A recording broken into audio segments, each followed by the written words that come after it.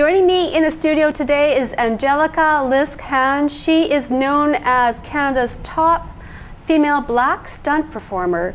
Now, her first stunt role was that of as a henchwoman in the movie Half Baked. Other credits include Jumper, Kojak, and Total Recall. She lives in Toronto with her husband and her cat Ginger, and a new kitten, I understand. Now, welcome to the show, Angelica. Hi, thank you so much for having me. I'm so excited to be here. Oh, it's great having you here, and look at you, look so lovely in that color. It's kind of my Christmas top. Right on, Thanks. right on. Now, you grew up, you're born in Toronto, grew up in Trenton, Ontario. Yes. Your mother was a model, and your father was a professional football player. Yes. How did that influence who you are today? If you could be split in half by the parents, I think I got split directly in half. My mom, obviously she was a model. She was very, very attractive, blonde hair, green eyes, very nice figure, and very, very social. So a very social person, and very, happy to do things, and a super, super nice lady. A very good dancer.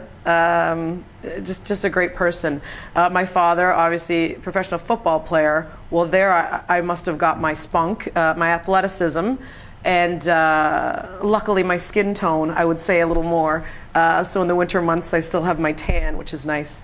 Yeah, it's incredible when I look at the history of a lot of things my mom's done and accomplished, and my father, and I kind of put them together a little bit in what I do, and it's kind of neat as I've gotten older just to see the little things that I've taken from both of them and kind of put them together. So I was a bit of a tomboy, so she had me in the modeling classes, and I just wanted to be outside and playing outside with the guys and playing football and basketball and stuff with them. So I think she's happy now. I think she's good, kind of. You fulfilled her wishes? I think so, yeah. I think she's good. Now you've danced, you were acting and modeling when you were young, and of course you still do some of that now. Yes, I still do the acting. The modeling, not anymore. I love everything about the process of film. So anything in film I get excited about and I love. The acting part is more of finding out who you are, and more of dealing with who you are and being able to become this character, where the stunt part is sheer athleticism and you just got to go out there and kind of get it done. The acting part too, they give you a movie chair and they kind of treat you a little bit better. When you're doing the stunts, I always joke, you're sitting on the mats with the guys, in the back, so you get treated a little bit better when you're acting. But it's a different medium. It's still film, but just a different medium. I get a little bored when I'm stuck at one thing for too long, so I just feel very lucky that I can kind of pop around and experience a couple different things in this business. So now, when you were growing up, you had an uncle who was a major influence in your life as well. Yeah, big time. And he had a motorcycle. He did. He still has it. Oh, is that right? The same motorcycle. So this motorcycle really put you on your path of eventually becoming a stunt woman. I mean, what did that have to do with it? I think it really did. My uncle, Alfred Lisk, he was a stock car racer back in Trenton, Ontario, and a motorcycle hill climb champion. So those of you that don't know what that is, it's when you take the motorcycle and you go straight up the hill, like a goat, really straight up the hill. Billy goat going up the hill. Yeah. So that's what he did. So I spent a lot of time over at his place. He had a lot of land and places to play, and I remember the first time he said, okay, you're going to get on the motorcycle, we're going to teach you how to ride it. And I'm like, oh, I know how to do it. I've seen you guys do it a million times. My mom rode as well, so. His house was right beside the Trent Severn waterway. So there was this place, the highway, and then the Trent Severn.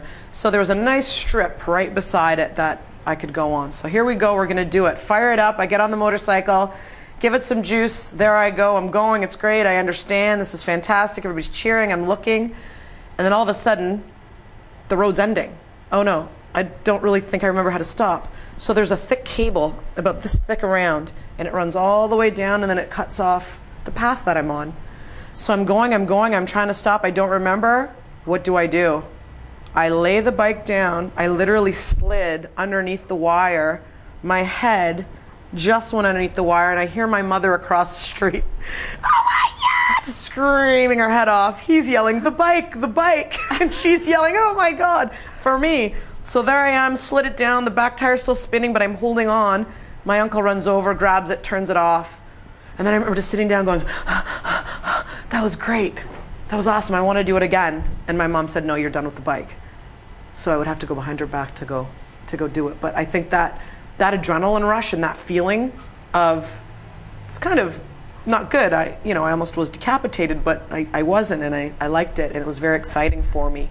And I think that maybe sparked, I think I've always wanted to be a stunt performer. I just don't think I knew that's what it was called, right? Like I used to have. You were just practicing. I was just practicing. I used to have the Evel Knievel doll that you would wind up and put in the holder, and then you'd let it go, and the bike would go.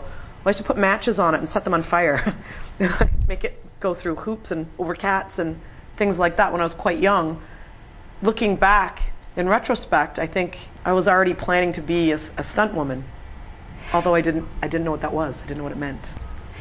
Well, we're going to take a break. So stay where you are.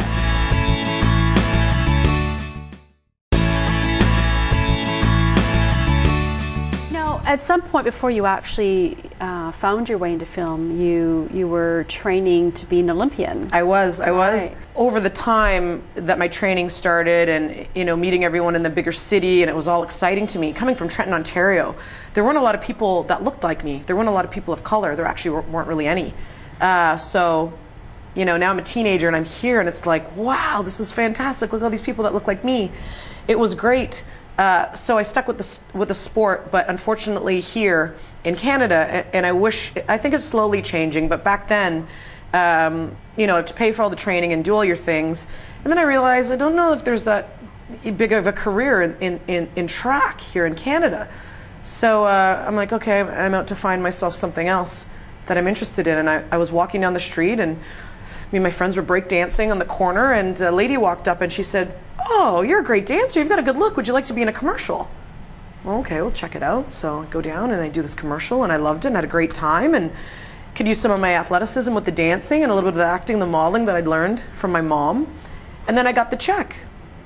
And I went, bonus. All right. And I stayed with the arts, and that was well over 25 years ago, around 25 years ago, and I've never looked back.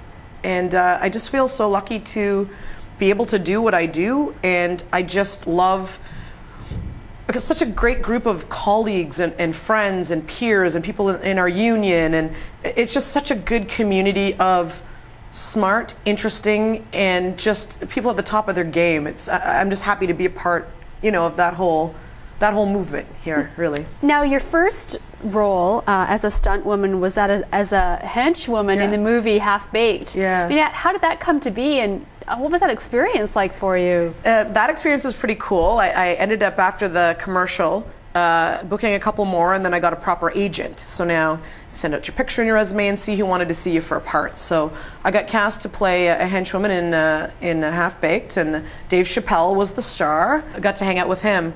So near the end of the movie, this guy comes over and he's like, can any of you actresses do anything other than act? So we kind of have a little giggle. And granted, back then I was a little mouthy back then, and I was, coming off being a little sports superstar, so I had a little bit of an attitude. So I'm like, who's this guy? What do you mean, can we do anything else? Like what? Well, I've got a scene, I need some girls to be physical, and I can do it. I can, I've done some track, and I, done some martial arts and ride bikes. He's like, oh, cool. So I get put with Dave Chappelle and one of the actresses, so we have to grab him and do a little scene and then fall back with him. And, by no means was it a big stunt, but meeting Bronco Rocky and knowing that that was a job that was possible for me, and he basically broke it down for me. He said, being an actress is cool and everything, but, how many parts are going to be available to you? He goes, if you can stunt double every part that's for an ethnic woman, if you don't get the acting part, well, you could stunt double them, and you'll have more of a career. So it took me a few years to navigate through the kind of little ego in that, and when I got to a good place where, okay, this is my job, and these are my bosses, and this is the way I'm supposed to do things. So looking back, it's just, I just feel very lucky, and I'm just really, really blessed to be able to do what I do. I mean, a lot of my girlfriends are like, so what are you doing today? Getting blown up? Who are you going to shoot today? And it's kind of bizarre. And sometimes I actually sit there on set and they're like, okay, this is what we're going to do today. And I'm laughing inside and I'm like, are you serious? When you're doing stunts and you're preparing, do you ever get afraid, or do you have some sort of a ritual that you go through to prepare yourself and get over that fear of what's about to happen? You have to find the right balance of, I could fall off that and land wrong and I could die, and it has happened, with I know what I'm doing and I'm going to be fine. The confidence that you know what you're doing and you're a professional at your job, but you also have to kind of know something could happen. You have to find a right blend of those two things, and I think they both have to be playing in your head at the same time. Now, as a woman in the stunt business, performing stunt business here in Canada, I mean, how many women are there in the business approximately, and are we well represented? Women directors, we need more of them. Women stunt coordinators, we need way more of them. Just you know, the jobs are there. Learn your skill, learn your craft however you need to, whether it's coming to set and hanging out and watching for yourself, whether it's going to a film school, whatever it is. The jobs are here, you know, waiting to be filled. So we hope more women will want to get involved, and you know, we're here to help them. Now, if there was a young woman that came up to you and she said she wants to become a stunt performer, she's not done it before, and she's got a dream, and she wants to do what you do, what would you say to her? You meet someone for the first time and they're interested in stunts, and I can tell right away if they're going to make a good stunt person or not.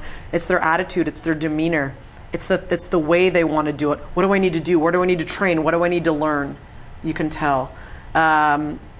I just try to tell people it's hard to get in. I was very lucky the way it happened for me. I didn't know it was a job. I didn't have to claw and scratch my way through and do all these things. I kind of got in an easier way than most. But that being said, I've had to do a lot of work to keep it going and to keep it up. Now, we're just about to wrap, and I know that you've got a great success tip for somebody watching this interview. What would you say to them as your top success tip, your top key to success? Top key to success is never stop. Do not quit. Do not take no for an answer. You just keep going, keep pursuing your dream. To me, that's the main tip. You don't stop. You want something, your heart wants it, you go for it. Never quit, never stop, keep going. That's the only tip. And I am so sad to say we have to stop, but I have really enjoyed this time with you, Angelica, and getting to know about your background and hearing your stories, and I wish you all the best going forward. Thank you so much, and you too, and thank you for having such a great show to bring all these ladies to light. I think it's fantastic. Good for you. So for more information about the show and my past guests and future guests, and to contact me, you can visit the website at extraordinarywomentv.com. Well, if you are interested in transforming your life, I hope these stories have inspired you. You've been watching Extraordinary Women TV. I'm Shannon Skinner. See you soon.